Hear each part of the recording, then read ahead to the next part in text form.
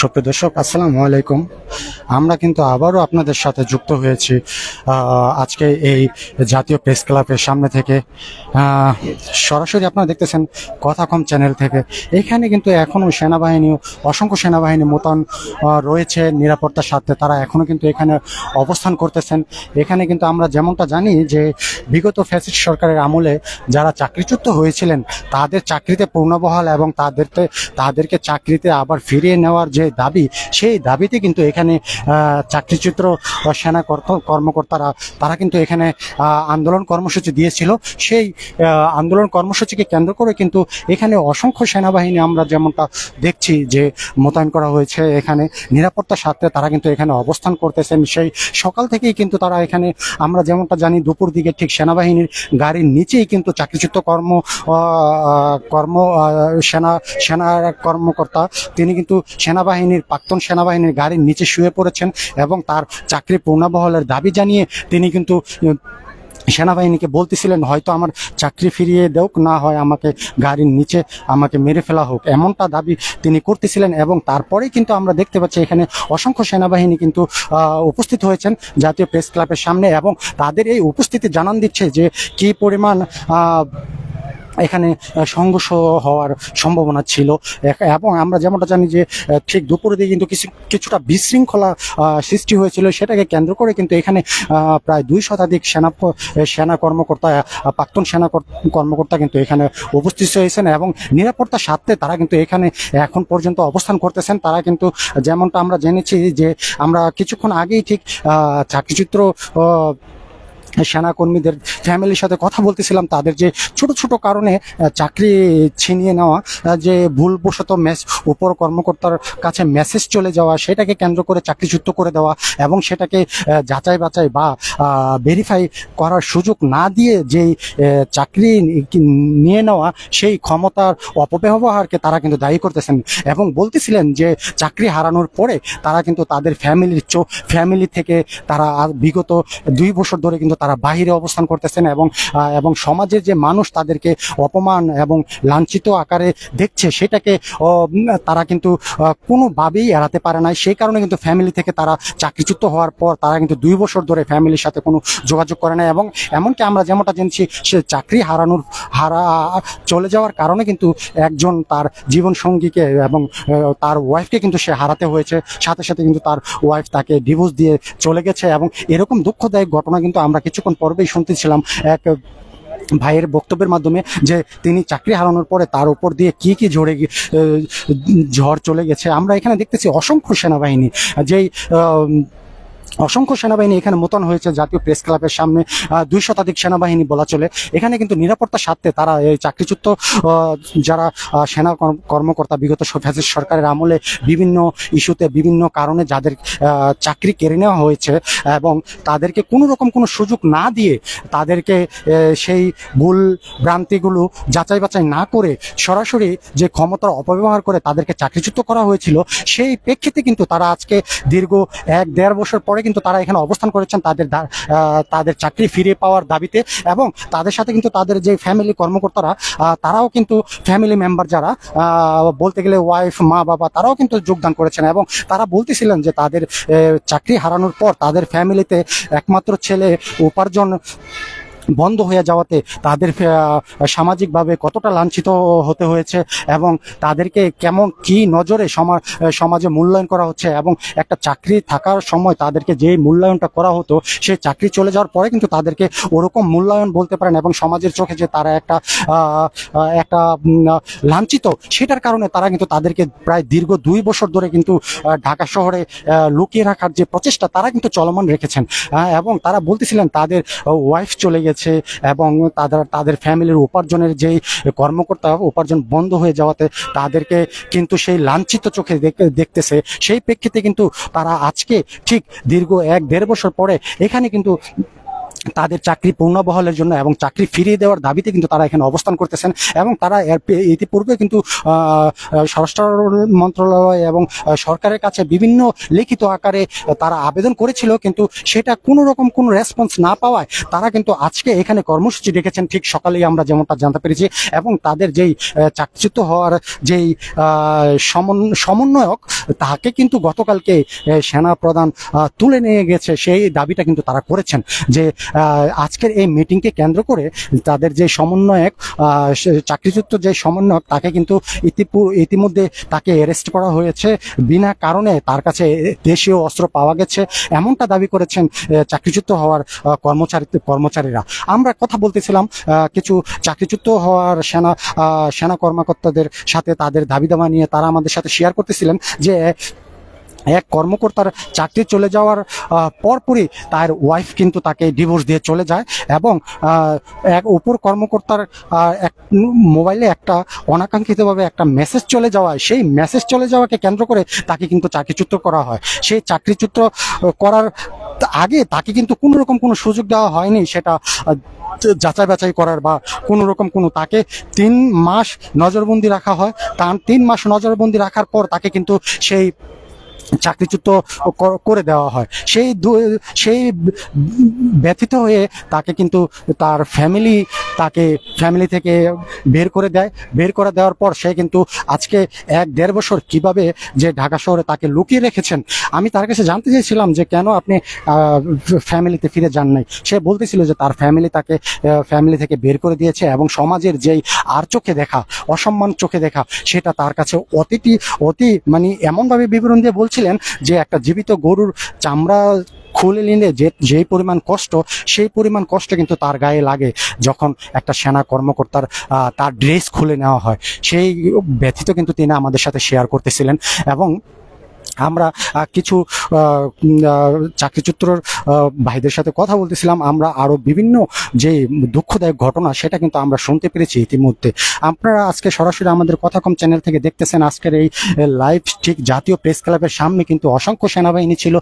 ইতিমধ্যে কিন্তু যারা কিছু সেনাবাহিনী এই কিছুক্ষণ পূর্বেই কিন্তু সরিয়ে নেওয়া হয়েছে এবং এখানে এখনো অসংখ্য সেনাবাহিনী রয়েছে এবং তাদের সাথে চাকরিচ্যুত হওয়া যে সেনাবাহিনীর কর্মকর্তারা যে দাবি নিয়ে কর্মসূচি করতেছিলেন, তারা কিন্তু তাদের সাথে দফায় দফায় মিটিং করতেছেন এবং তাদের দাবি দাবা মেনে নেওয়ার যে আহ্বান সেটা কিন্তু তারা জানিয়েছেন। এবং এখন পর্যন্ত কিন্তু দ্বিতীয় দফার মতো মিটিং এখনো চলমান, সেটার কোনো রকম কোনো আমরা এখন বলতে পারতেছি না। যদি মিটিং শেষ হয় তাহলে আপনাদেরকে অবশ্যই আমরা অবগত করতে পারবো যে তাদের দাবি দাবা নিয়ে কি কথাবার্তা হয়েছে, কি মানা হয়েছে বা কি মানা হয়নি। কিন্তু চাকরিচ্যুত ফ্যাসিস্ট আমলের যে চাকরিচ্যুত যারা হয়েছেন তারা কিন্তু তাদের চাকরি ঠিক পুনরায় তাদের ড্রেস ফিরে চাচ্ছেন এবং দেশের সেবায় তারা নিজেকে নিয়োজিত রাখার যে আহ্বান, তারা কিন্তু সেনা প্রধানের কাছে এবং সরকারের কাছে তেমনটাই দাবি করতেছেন যে আমরা দেশের সেবা করতে চাই, আমাদেরকে বিনা কারণে আবার আমাদের যেই ভুল ভ্রান্তিগুলো সেগুলো পূর্ণ বিবেচনা করে সেগুলো যাচাই বাছাই করে আমাদেরকে চাকরিচ্যুত করা হোক, আমাদের কোনো রকম কোনো থাকবে না। তাদের যে দাবি যে আমাদেরকে ছোট ছোট ইস্যুতে ছোট ছোট যে ক্ষমতার অপব্যবহার করে আমাদেরকে চাকরিচ্যুত করা হয়েছে, সেটার জন্য আমরা কিন্তু আজকে রাজপথে। এবং বিগত 2 বছর ধরে আমরা সরকারের কাছে বিভিন্নভাবে আবেদন করেছি, নোটিশ দিয়েছি, সেটার কোনো রকম কোনো রেসপন্স না পাওয়ায় আজকে কিন্তু আমরা ঠিক এখানে জাতীয় প্রেস ক্লাবের সামনে ঠিক সকাল থেকেই কিন্তু তারা অবস্থান করতেছেন। সেই সরকারের তারা ঠিক এমনটা বলতেছিলেন যে আজকের বাংলাদেশের এই অবস্থা যে রাজপথে না নামলে সেটার কোনো রকম কোনো প্রভাব সরকারের চোখে পড়ে না, ঠিক এমনটা দাবি করে কিন্তু তারা আজকে এখানে অবস্থান কর্মসূচি দিয়েছেন। এবং যে চাকরিচ্যুত সেনা কর্মচারীরা তারা কিন্তু বলতেছিলেন যে আজকের এই বিগত ফ্যাসিস্ট সরকারের আমলে যে চাকরিচ্যুত হওয়ার যে কর্মচারীরা তারা কিন্তু আজকে এখানে কর্মসূচি দিয়েছেন তাদের যেই চাকরি পূর্ণবহালের জন্য এবং তা পূর্ণ বিবেচনা করে তাদেরকে চাকরি দেওয়ার জন্য, সেই দাবি নিয়ে কিন্তু আজকে তারা ঠিক জাতীয় প্রেস ক্লাবের সামনে অবস্থান করতেছেন। এবং এখানে কিন্তু অসংখ্য সেনাবাহিনী আমরা দেখতে পাচ্ছি ঠিক সকাল থেকে এবং দুপুর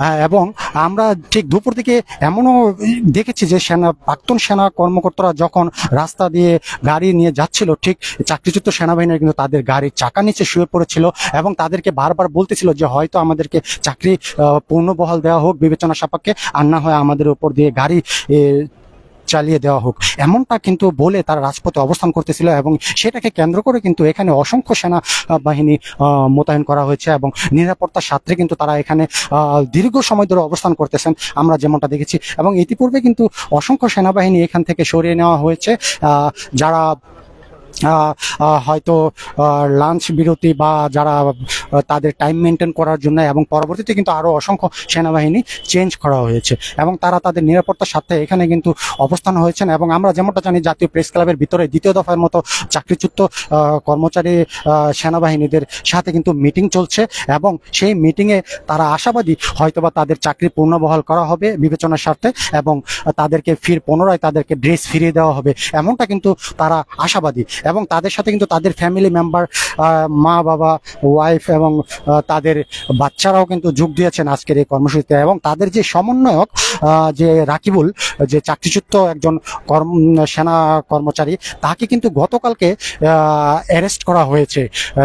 তাদের দাবি যে বিনা উস্কানিতে বিনা কারণে তাকে অ্যারেস্ট করা নেওয়া হয়েছে, যদিও তারা আগে থেকে এই যে কর্মসূচি সেটা কিন্তু তারা ডেট করা হয়েছিল, যার প্রেক্ষিতে সেই কর্মসূচি না চালানোর যে হুঁশিয়ারি সেনাবাহিনী থেকে সেটা কিন্তু করা হয়েছে বলে তারা দাবি করেছেন।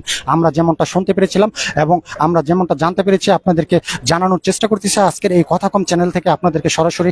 এবং আমরা এই মুহূর্তে ঠিক জাতীয় প্রেস ক্লাবের সামনে দেখতেছি অসংখ্য সেনাবাহিনী মোতায়েন করা হয়েছে। আমরা কথা বলবো একজন চাকরি হারানোর যে সেনা কর্মকর্তা, তার ফ্যামিলি মেম্বারদের সাথে কথা বলার চেষ্টা করব এবং আপনাদেরকে জানানোর চেষ্টা করব তাদের ব্যতীত হওয়ার যে আমরা এখন সরাসরি একটা আপুর কাছ থেকে জানতে চাইবো তার যেই চাকরি হারানোর যে হিস্টোরিটা সেটা আপনাদেরকে সরাসরি আজকে জানাবো। আসসালামু আলাইকুম, আমি সৈনিক সাব্বিরের ওয়াইফ। আমি এখানে আসছি, শুধু আমি না, আমরা পুরো প্ল্যাটফর্ম বাংলাদেশের ভুক্তভোগী সকল সদস্যরা এখানে আসছি তার দাবিতে যে তাদের সাথে অন্যায় হয়েছে, বৈষম্য হয়েছে। এই অন্যায় এবং বৈষম্যের বিরুদ্ধে প্রতিবাদ করার জন্য আমরা আজকে এখানে জড়ো হয়েছি। আমাকে যদি বলতে বলেন, শুধু আমি না, প্রত্যেকটা চাকরিচ্যুত সেনাবাহিনীর বা সামরিক বাহিনীর হিস্ট্রি গুলো শুনতে গেলে দেখবেন এত তুচ্ছ এবং নগণ্য বিষয়গুলোতে চাকরি হারানো হয়েছে, সেটা মানে তুলে ধরার মতো না। আমার হাজবেন্ডকে খুবই নগণ্য বিষয়ে তার উপর ক্লেম লাগাইছে যে সে হচ্ছে কুকারে রান্না করছে ঘরে, এটা একটা ক্লেম। সে হচ্ছে এমন কিছু তার রুমমেট যারা ভালো না, যারা বিভিন্ন ধরনের অনৈতিক কর্মকাণ্ডে জড়িত, এরা তার ফ্রেন্ড কেন, এটা। তারপরে হচ্ছে এদের রুমমেট একটা যে কোনো একটা কাজ করছে, তা সেটা কেন তারা উপর মহলে জানায় নাই, এটা। তারপরে ফ্রেন্ডকে কেন টাকা ধার দিছে, এগুলা। আবার তাকে ক্লেম লাগাইছে সে নাকি মাদকের সাথে জড়িত, আবার ড্রপ টেস্ট করছে সেখানে নেগেটিভ। তাহলে সে মাদক খাইছে, সে মাদকের সাথে জড়িত, তাহলে ড্রপ টেস্ট কেন নেগেটিভ আসলো? তাহলে এই ভিত্তিও যদি কোনো ধরা হয় যে ড্রপ টেস্টে নেগেটিভ, তাহলে মাদক খাওয়ার ক্লেম কেন লাগাইলো? তার শরীরে কোনো ধরনের মাদকের উপস্থিতি পায় নাই, সে একটা সিগারেট পর্যন্ত হয় না, তাকে ক্লেম লাগাইছে সে মাদকের সাথে জড়িত। তাহলে মাদকের সাথে জড়িত হইলে সে তার শরীরে ড্রপ টেস্টে কেন কোনো রিপোর্ট পাওয়া যায়নি এবং তাকে কেন সাথে সাথে আটক করা হয়নি? আবার যখনই নেগেটিভ প্রমাণ হয়েছে তারপরেও তাকে কেন জেলে আটকে রাখা হয়েছিল? তার উপর এই ধরনের নির্যাতন, কোয়ার্টার গার্ড সেল, এগুলা কেন দেওয়া হয়েছে? আবার সেগুলোও শেষ না, তাকে চোখ বেঁধে গাড়িতে করে ঘুরায় সারা ক্যান্টনমেন্টে ঘুরায় তাকে ভয় দেখানো হয়েছে যে গুলি করে দিবে। এগুলা কেন? তাকে দিয়ে যা তা কাগজে সিগনেচার করাইছে বন্দুক ঠেকায়, কেন এগুলা? বন্দুক ঠেকায় তাকে যা ইচ্ছা তাতে সিগনেচার নেওয়াইছে, তাকে দিয়ে অনেক কিছু স্বীকার করাইছে যে হ্যাঁ মাদক খাওয়াইছে, সে অমুক করছে তমুক করছে, এ ধরনের নানান কিছুর সাথে জড়িত। আবার তার নাকি কয়টা মেয়ের সাথে বহির্ভূত সম্পর্ক আছে, এসব ক্লেম লাগাইছে, যার কোনোটাই প্রমাণিত হয় নাই। তার শরীরে মাদকের কোনো উপস্থিতি পাওয়া যায়নি, অথচ এইসব ক্লেমও লাগাইছে। তার বিষয়টা হয়েছে কি, একজনের ছিল হচ্ছে রিটায়ারমেন্ট, আর একজনের ছিল প্রমোশন। কেউই তার পক্ষে কথা বলে নাই, শুধুমাত্র নিজেদের মানে সুবিধার জন্য, নিজেরা যাতে কোনো ধরনের, এটা অবশ্যই ক্ষমতার অপব্যবহার। কারণ যখন আপনি কাউকে ক্ষমতা দিয়ে দেন অতিরিক্ত এবং তাকে কোনো মানে মনে করেন তার কোনো জবাবদিহিতা থাকে না, তাহলে সেই ক্ষমতার অপব্যবহারটা কিরকম হতে পারে সেটা আমরা কিন্তু সেটা কিন্তু আমরা শেখ হাসিনার আমলে দেখছি। তাকে যদি সুযোগ দেওয়া হইতো, সে তো প্রথম কেসেই তো সে খালাস হয়ে যেত। যে তার শরীরের যেহেতু কোনো ধরনের ড্রপ টেস্ট নেগেটিভ, তাকে কিভাবে বলে সে মাদক সেবন করছে, কিভাবে বলে? তাকে যদি কোনো সুযোগ দেওয়া হয়তো ক্যান্টনমেন্টে, আমার হাজবেন্ড যখন বলে যে ক্যান্টনমেন্টের প্রতিটা পাতা পাতা জানে, গাছের পাতাগুলো জানে যে সে কিরকম ছেলে, সে কিরকম মানুষ, তাহলে তাকে এই ছোট ছোট ক্লেমে কোন অফিসার তাকে খারাপ রিপোর্ট দিবার নেই। শুধুমাত্র ব্যক্তিগত শত্রুতার জেরে তাকে হচ্ছে ফাঁসায় দেওয়া হয়েছে এবং তাকে হচ্ছে বিভিন্ন ধরনের আরো কিছু ক্লেমে ফাঁসানো হয়েছে, যেগুলো মানে খুবই অতি নগণ্য। সে হচ্ছে কুকারে রান্না করছে ঘরে, এটাও একটা ক্লেম তার উপরে। মানে এটা হাস্যকর বিষয়, বাহিনীর ভাবমূর্তি নষ্ট হয়, যেটা আমার আসলে বলাই ঠিক না। আর এইসব বলতে বাধ্য করতেছে বাহিনী আমাদের। এখন গণঅভ্যুত্থানের পরে বাহিনীর কি ভূমিকা? এই গণ অভ্যুত্থানটা আসলে বিষয়টা কেমন হয়েছে, ওই যে কথায় বলে না যে ঝড়ে বক মরছে আর ফকিরের কেরামতি বাড়ছে, বিষয়টা হচ্ছে এরকম এখন হয়ে গেছে। মানে একদিকে হাসিনাকে সেফ এক্সিট দিয়ে দিছে, আবার বলতেছে যে তারা নাকি দেশের খুব মানে এই করে ফেলছে সেই করে ফেলছে। তাহলে কেন হাসিনাকে সেফ এক্সিট দিল? এই বাহিনী কেন দিল? তারা এত হচ্ছে দেশ পরায়ণ, এত ভালোবাসে, কি বলবো, এই বাহিনী তো আমাদের সাথে জড়িত। আমরা এই বিষয়ে কিছু বলতে আসলে আমাদের নিজেদের লজ্জাবোধ হয়। আমরা যদি আজ থেকে কাল এই বাহিনীতে ফেরত যাই, মানুষ আমাদের দিকে আঙ্গুল তুলে দাঁড়াবে যে ওরাই তো এরকম। আসলে নিজেদের কথা নিজেরা কি বলবো ঢাকঢোল পিটিয়ে। এই জন্য আসলে আমাদের এদের ব্যাপারে কিছু বলার নাই। এরা মানবিক দিক থেকেও যদি বিবেচনা করতো, তাহলে আজকে আমাদের এই যে সকাল থেকে এসে কেউ সারা রাত গাড়ি জার্নি করে ঢাকায় আসছে, সকাল থেকে এসে এইভাবে আজকে রাত হয়ে গেল, এভাবে করতে পারতো না। আমাদের বলে তারা নাকি আমাদের ফ্যামিলি হইলে তারা তাদের ফ্যামিলিকে এভাবে রাস্তায় নষ্ট করতে পারতো না। এই সেনা সমন্বয়ককে আসলে তারা ভয় পায়, আমার যতটুকু মনে হয় সত্যকে তারা ভয় পায়, সত্যকে ভয় পায়। সুপ্রিয় দর্শক, আমরা আপনাকে জানাচ্ছিলাম যে এই যে তাদের যে সেনাবাহিনীর যে ভূমিকা, সেটা যে কতটা মানে বৈষম্যহীন, সেটা কিন্তু তাদের বক্তব্য আকারে বলেছিলেন। দ্বিতীয় দফা যে সমাবেশ, দ্বিতীয় দফা যে মিটিং, সেটা কিন্তু আসলে সমাপ্তির পর এখন হয়তো জানা যাবে যে কি ডিসিশন নেওয়া হয়েছে, সেটা কিন্তু আমরা জানতে পারবো হয়তো বা এখন।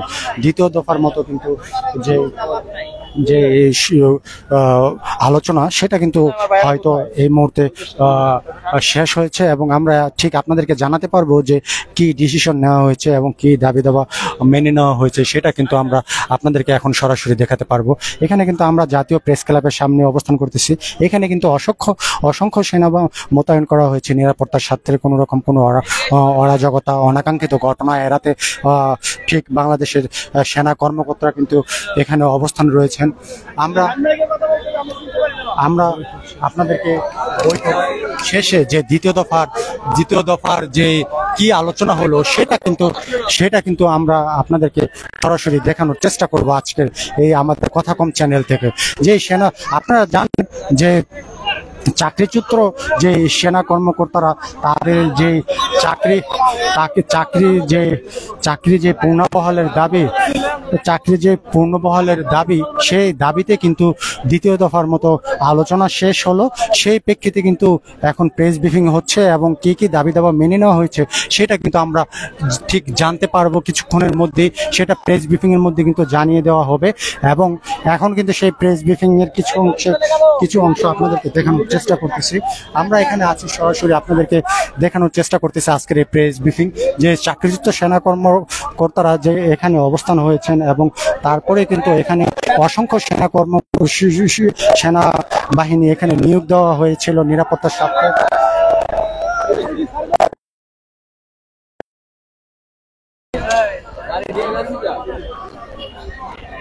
সুপ্রিয় দর্শক, আমরা যেমনটা দেখতেছি যে এখান থেকে কিন্তু ঠিক সেনাবাহিনী তাদের জায়গা হঠাৎ করেই কিন্তু তারা এখান থেকে চলে যাচ্ছেন। ঠিক এই কারণে আমরা জানি না যে এখানে কিন্তু হয়তোবা সেনা কর্মকর্তাদের আসলে কি কর্মসূচি ছিল, কি মিটিং হয়েছে, ইতিপূর্বে কিন্তু তারা আচমকা তারা চলে যাচ্ছেন, ঠিক আমরা জানতে পারতেছি না যে হঠাৎ করে তারা চলে যাচ্ছে, হয়তোবা সমাবেশ জারি না করে এবং আলোচনা না করে কিন্তু এখানে কিন্তু কিছুটা বিশৃঙ্খলার সৃষ্টি আমরা দেখতেছি সেনা কর্মকর্তার সাথে। আমরা জানতে চাইবো আপুর কাছে যে কি হয়েছে, কি হয়েছে, আপু কি হয়েছে? আপনার গায়ে দিছে কেন? কারা গায়ে হাত দিছে? কারা কারা? কেন কেন কেন কেন?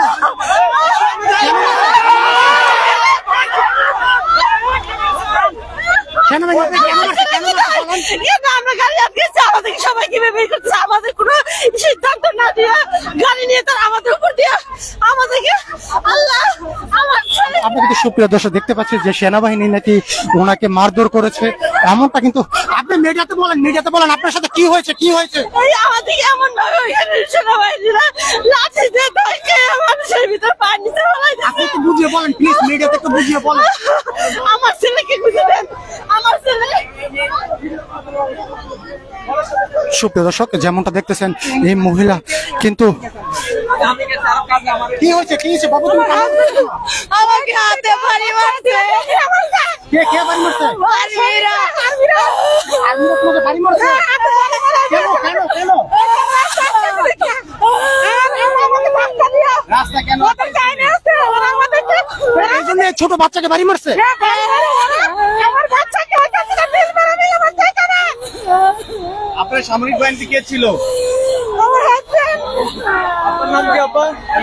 এই ছোট বাচ্চাকে কিন্তু সেনাবাহিনী বাড়ি মেরে আহত করে দিয়েছে বলে দাবি করতেছেন। এই পিচ্ছি বাচ্চাকে কিন্তু তারা মারধর করেছেন। তারা কিন্তু বলতেছে যে এই সেনাবাহিনী তাকে কিন্তু মারধর করেছে। আচানক তারা কিন্তু চলে গেল এখান থেকে এবং কিছু মানুষকে তারা মারধর করার যে দাবি তারা কিন্তু সেটা করতেছে। এখানে আমরা জানতে চাইবো আবার বাচ্চাটা থেকে যে আসলে তাকে কেন মারধর করা হয়েছে। কি হয়েছে বাবা তোমার সাথে? বাড়ি মারছে। তোমাকে কেন মারছে? জানি না, আমরা আটকাইছি দেখা। তুমি আটকাইছিলা কেন? কারণ হাতে বাড়ি মারছে। সুপ্রিয় দর্শক আপনারা যেমনটা জানতেছিলেন সেনাবাহিনী কিন্তু এই বাচ্চা একটা ছেলে, যে বাচ্চা একটা কি হয়েছে আচানক তারা চলে গেল কেন? আপনাদেরকে দ্বিতীয়বার সিদ্ধান্ত দেওয়া হয়েছিল কোনো কিছু? না, আমাদের আশা অনুরূপ তারা কোনো ডিসপ্যাচ দেয় নাই। কেন হঠাৎ করে চলে গেল বলে মনে করতেছেন? কেন চলে গেছে আমাদেরকে মানে আশার উপর ডিসপ্যাচ দিতে পারে নাই। বোধ হইলো তারা হইলো আমাদেরকে হইলো মানে এভাবে হইলো একটা লামসাম বুঝতে তারা চলে গেছে। দেখতেছিলাম দ্বিতীয় দফার মতো আলোচনা চলতেছিল, তাহলে কি হলো হঠাৎ করে? এখনো তারা আমাদের যে দাবি তারা মেনে নেওয়ার কোন প্রতিশ্রুতি দেয় নাই। তারা হলো মানে বিভিন্ন ধরনের লামসাম কথা বলে তারা হলো চলে গেছে। সুপ্রিয় দর্শক যেমনটা জানতেছিলেন যে সেনাবাহিনীর পক্ষ থেকে তাদের যে দ্বিতীয় দফা যে আলোচনা সেটা কিন্তু চলমান ছিল। এখানে কিন্তু একটা বাচ্চাকে কিন্তু সেনাবাহিনী বাড়ি মেরেছে তেমনটা কিন্তু দাবি করছে। এই সেনাবাহিনী কিন্তু তাকে ধাক্কা মেরে তাকে বাড়ি মেরে হঠাৎ করে চলে গেছে কেন? এই যে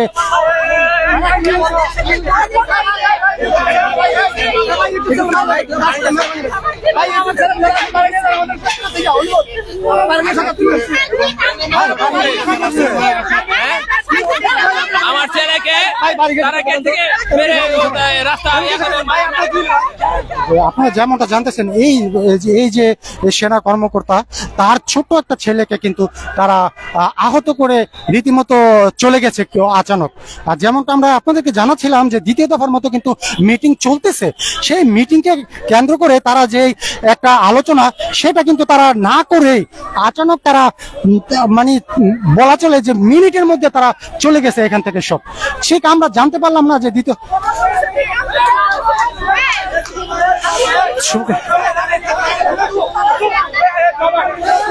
এখানে কিন্তু দ্বিতীয় দফার মতো যে গন্ডগোল হওয়ার যে আশঙ্কা সেটা কিন্তু আমরা দেখতেছি এবং এখানে কিন্তু সেনাবাহিনী ঠিক রাস্তার ওই পাশে অবস্থান করতেছেন এবং একটা বিশৃঙ্খলা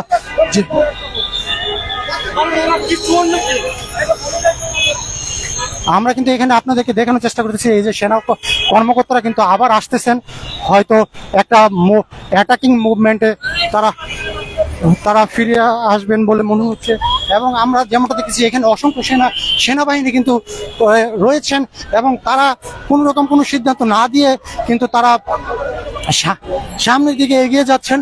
আপনারা দেখতেছেন আজকে সরাসরি কথাকম চ্যানেলের মাধ্যমে আপনাদেরকে জানানোর চেষ্টা করতেছি আজকের এই যে চাকরিচ্যুত কর্মচারী সেনা কর্মকর্তাদের সাথে যেই মিটিং চলতেছিল দ্বিতীয় দফার মতো, সেই মিটিংটা কিন্তু হঠাৎ করে আমরা এখানে দেখতেছি সেনা কর্মীদের মধ্যে যে একটা উত্তেজনা মনোভাব সেটা কিন্তু এই মুহূর্তে অবস্থান করতেছে।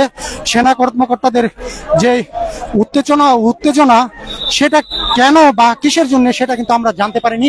এখন আমরা সরাসরি আপনাদেরকে দেখানোর চেষ্টা করতেছি যে সেনা কর্মকর্তাদের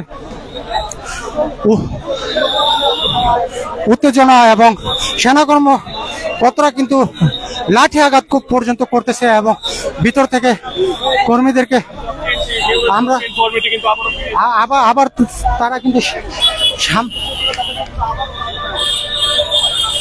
আমরা যেমনটা দেখতেছি সেনা কর্মকর্তাদের মধ্যে একটা উত্তেজনা বিরাজ করছে এবং আমরা সরাসরি আপনাদেরকে দেখানোর চেষ্টা করতেছি আজকে কথাকম চ্যানেলের মাধ্যমে যে সেনা কর্মকর্তাদের যে উত্তেজনা মনোভাব সেটা কেন সৃষ্টি হয়েছে সেটা আমরা জানি না। আমরা কিন্তু খুব শৃঙ্খলাভাবে যে চাকরিচ্যুত সেনা কর্মচারীদের সাথে যে কথাবার্তা সেটা কিন্তু চলমান ছিল, কিন্তু সেই চলমানরত অবস্থায় আচানক তারা এত পরিমাণ উত্তেজিত হওয়ার পর এবং বিভিন্ন মানুষকে কিন্তু তারা ওইখানে যারা অবস্থান করছেন তাদের পক্ষ থেকে কিন্তু দাবি করা হয়েছে তারা আহত করেছেন। সুরের মতো ফালাই চলে আসছে কেন? দ্বিতীয়বারের মতো তো সমাবেশ চলতেছিল, লাস্টে সুরের মতো ফালাই চলে আসছে, কোনো ডিসপোজাল দেয় নাই। এই আমরা দেখলাম একটা বাচ্চাকে আঘাত করা হয়েছে। বাচ্চাকে আঘাত করা হয়েছে, মহিলাদের গায়ে হাত দেওয়া হয়েছে, বাচ্চাদেরকে আঘাত করা হয়েছে। এরা ওখান থেকে বের হইতে পারতেছিল না, আমাদের ডিসপোজাল দিয়ে বলে এরা পালাই চলে আসছে, আমাদের কোনো ডিসপোজাল দেয় নাই। তাই না? যে দ্বিতীয় দফা যে মিটিং হচ্ছিল সেটা না, আমাদের সাথে যে কথার জন্য গেছে এরা কোনো কথা বলে নাই। এরা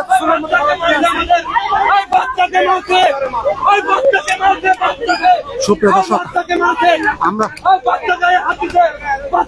আমাদের বাচ্চাকে সুপ্রিয় দর্শক এই যে দায়িত্ব অবস্থায় কি করে একটা সাংবাদিককে ধাক্কা দিয়ে চলে যায় এবং প্রত্যেকের হাতে মাইক্রোফোন ছিল।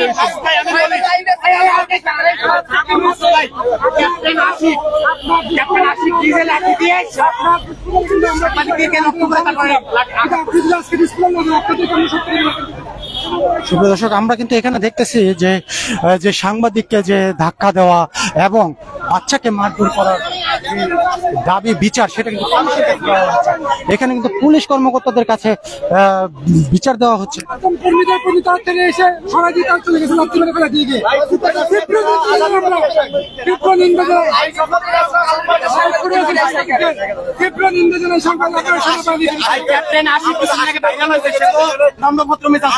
কিভাবে সাংবাদিকদের গায়ে হাত দিল? আমার সামনে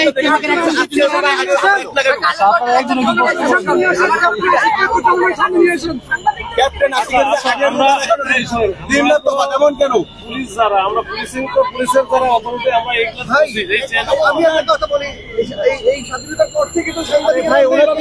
আমরা যে সেনাবাহিনীর যে ভূমিকা সেটা কিন্তু আমরা ভিন্ন দেখতেছি আসলে এই গণ অভ্যুত্থানের পর। এমনটাই প্রশাসন পুলিশের কাছে কিন্তু প্রশ্ন করা এই যদি হাওয়া পাল্টানোটা হলো এটা কেন? মানে সাংবাদিকদের সাথে তো হওয়ার কোনো প্রশ্নই ওঠে না। আমি এটাই বুঝতেছি, ওটাই বলছি যদি এরকম কিছু হয়ে থাকে হয়তো বা আমার কাছে মনে হয় দুঃখজনক। এখন এটা দেখি আমরা কি হয়েছে আমরা জানি না। আমরা একটা কথা বলি যে ঘটনা ঘটার পরে দুঃখজনক বলে উড়িয়ে দেওয়া হয়, এমনটা কেন? আমরা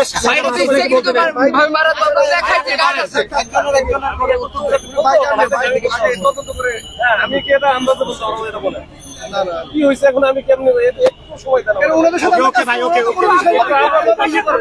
দর্শক, আমরা যেমনটা জানতেছিলাম এই যে একটা বাচ্চাকে যে সেনাবাহিনীর যে ভূমিকা নিয়ে প্রশ্ন আজকে হঠাৎ করে যে সাংবাদিকদের উপরে তারা যেভাবে জড়ো হয়েছেন এবং এই যে সেনাবাহিনীর যে ভূমিকা সেটা কেন আজকে গণ অভ্যুত্থানের পর এই সেনাবাহিনী কেন আচানক মানুষকে আঘাত করতেছে এবং সেনাবাহিনী কেন মানুষের উপর এভাবে জড়ো হয়ে পড়লো, সাংবাদিকদের উপর জড়ো হয়ে পড়লো এবং একটা বাচ্চাকেও তারা মারধর করতে হয়েছে, সেটা কেন হঠাৎ আচানক? আমরা সেটা প্রশাসন পুলিশের কাছে আমরা জানার চেষ্টা করেছি।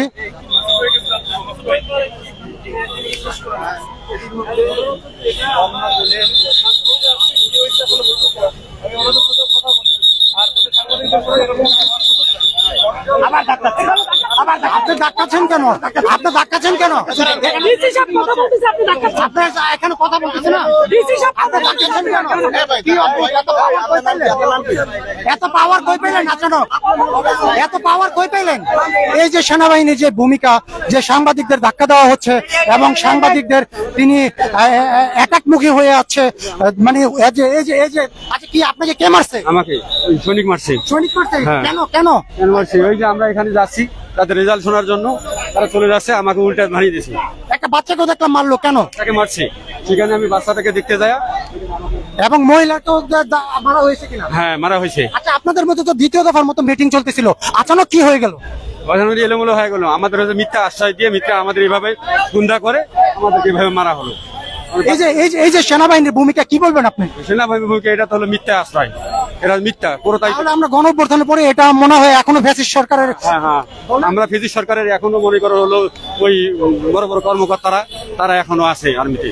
সুপ্রিয় দর্শক, আপনারা কিন্তু সরাসরি আমাদের লাইভে ছিলেন এবং লাইভে কিন্তু দেখতেছিলেন যে আমরা আপনাদেরকে জানানোর চেষ্টা করেছিলাম যে দ্বিতীয় দফার মতো যে সুশৃঙ্খল যে মিটিং, সেটা কিন্তু চলমান ছিল চাকরিচ্যুত কর্মচারী সেনাবাহিনীদের সাথে, কিন্তু সেই মিটিংটা চলমান ছিল এবং আচানক কিন্তু তারা এখানে এসে সাংবাদিকদের উপর জড়ো হয়েছে এবং বাচ্চা ছেলেদের উপরও কিন্তু তারা লাঠিচার্জ করেছে। এবং মহিলা, পর্দাশীল এক মহিলা, উনি কিন্তু কান্নাকাটি করে বলতেছিলেন যে তাকে মারধর করা হয়েছে এবং তিনি কিন্তু অতিরিক্ত কান্নাকাটি করতেছিলেন। একটা বাচ্চা কিন্তু অতিরিক্ত কান্নাকাটি করতেছিলেন, আপনারা লাইভে সেটা দেখতেছিলেন সরাসরি। এবং এই যে সেনাবাহিনীর যে ভূমিকা, সেটার আমরা উৎস জানতে চাই এবং সেনাবাহিনীর এই গণ অভ্যুত্থানের পর তাদের হঠাৎ করে এরকম একটা চেঞ্জ কেন, আমরা সেটা জানতে চাই।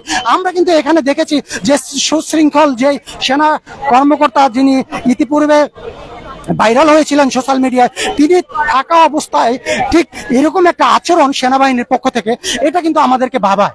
আসলে আমরা যেমনটা দেখতেছি যে সেনা কর্মকর্তারা কিন্তু আচানক সাংবাদিকদের যে ধাক্কা দেওয়া, সাংবাদিকের উপর যে জড়ো হওয়া এবং বাচ্চাদের উপর যে জড়ো হওয়া, এটার প্রতিক্রিয়া কিন্তু আসলে এই মুহূর্তে প্রশ্নবিদ্ধ। যে এই মুহূর্তে কিন্তু বলা চলে সেনাবাহিনীদের যে ভূমিকা, সেটা কিন্তু প্রশ্নবিদ্ধ হয়ে যায়। এবং আমরা দেখেছি এই কিছুক্ষণ পূর্বেই কিন্তু একটা বাচ্চা ছেলে, হয়তোবা ক্লাস 2-তে পড়ে, তার বাবার যে চাকরি ফিরে পাওয়ার দাবি, সেই দাবিতে কিন্তু তিনি অবস্থান করতেছিলেন এবং সেই অবস্থান খুব সুষ্ঠুভাবে ছিল। আমরা আঘাত করেছে বলে আমরা যেমনটা জানতে পেরেছিলাম এবং একটা শিশু বাচ্চাকেও কিন্তু এই সেনাবাহিনী আঘাত করেছে। আমরা সরাসরি সেই বাচ্চাটার সাথে কথা বলেছি এবং তার মার সাথেও কথা বলেছি। এই সেনাবাহিনী আচানক সাংবাদিকদের উপরে কিন্তু জড়ো হয়েছে। এই যে গণ অভ্যুত্থানের পর সাংবাদিকদের ভূমিকা, এটা কিন্তু প্রশ্নবিদ্ধ করে সরকারকে, ডক্টর ইউনূসকে কিন্তু প্রশ্নবিদ্ধ করে। এই যে গণ অভ্যুত্থানের পর এই যে একটা সেনাবাহিনীর ভূমিকা, এই যে পাওয়ারের উৎস, তাদের যে ক্ষমতার উৎস, সেটা কিন্তু প্রশ্নবিদ্ধ করে গণ অভ্যুত্থানের এই সরকার ডক্টর ইউনূসকে। আমরা ঠিক জানি না যে হয়তো দেশ থেকে ফেসিবাদ সরকার দূর হয়েছে, কিন্তু ফেসিবাদী যে ভাবমূর্তি, সেই ভাবটা দূর হয়েছে, কিন্তু মূর্তি দূর হয়নি। আমরা কিছুক্ষণ আগে একটা চাকরিচ্যুত কর্মচারীর ওয়াইফের কাছ থেকে আমরা তেমন ভাবে বক্তব্য শুনতেছিলাম। ঠিক সেনা কর্মচারীদের এমন ভূমিকা নিয়ে কিন্তু প্রশ্নবিদ্ধ করতেছেন আজকে সাংবাদিক সহ এবং চাকরিচ্যুত অসংখ্য কর্মচারীর ফ্যামিলি। তাদের যে এই যে ভূমিকা, কেন তারা আচানক এরকম ভাবে ধাক্কা মেরেছে এবং একটা বাচ্চাকে কিন্তু তারা আঘাত করেছে, এবং সেটা নিয়ে কিন্তু আসলে কি বলা চলে যে গণ অভ্যুত্থানের পর সেনাবাহিনীর এই ভূমিকাটা আমাদেরকে ভাবায়। আসলে এখান থেকে কিন্তু সেনাবাহিনীরা এখন চলে যাচ্ছেন কোন রকম কোনো সমাধান না দিয়েই কিন্তু। এবং দ্বিতীয় প্রেস ব্রিফিং এ আলোচনার যে মিটিংটা চলতেছিল, সেটা সমাপ্তি না করে এবং সেটার মিটিং এর শেষ কথাবার্তা না জানিয়ে তারা কিন্তু আচানক এখান থেকে জায়গা ত্যাগ করলেন। আমরা যেমনটা দেখাচ্ছিলাম আপনাদেরকে, একটা বাচ্চাকে সহ একটা বৃদ্ধ মহিলাকে কিন্তু তারা আঘাত করেছে, এবং আজকে আপনাদেরকে সরাসরি কথাকম চ্যানেল থেকে সেটা দেখাতে পেরে আমি নিজেকেও খুব আনন্দ মনে করতেছি। কারণ এরকম একটা ঘটনা, এই যে সেনাবাহিনীর যে ভূমিকা, সেটা কিন্তু প্রশ্নবিদ্ধ করেছে এই গণ অভ্যুত্থানের সরকার ডক্টর ইউনূস স্যারকে। আসলে এই ভাবার বিষয়। আপনারা যারা আমাদের সাথে যুক্ত ছিলেন এতক্ষণ এবং সরাসরি সেই ঘটনাগুলো আপনারা তো তাদের যে আচার আচরণ, ব্যবহার এবং তাদের যে আক্রান্তমূলক মনোভাব, সেটা কিন্তু আজকে